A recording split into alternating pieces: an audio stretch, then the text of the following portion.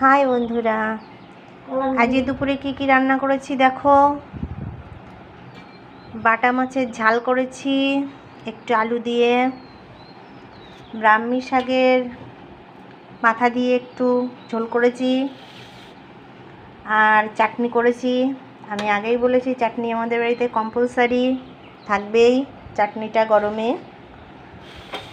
বলো কেমন হয়েছে, তোমাদের সবার পছন্দ হয়েছে? আজকের মেনুটা সবার জন্য পাঠিয়ে দিলাম। দুপুরে সব খাওয়া দাওয়া করে নিও, আর কেমন হয়েছে আমাকে জানিও, ঠিক আছে? জানি না কেমন হয়েছে, তোমাকে দেখানোর জন্য তোমাদেরকে একটু সাজিয়ে দেখালাম।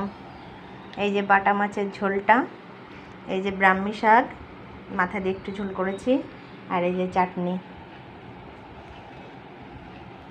যাক, ভালো থেকো, গরমে নিজেদের খেয়াল রেখো, অনেক ভালোবাসা রইল।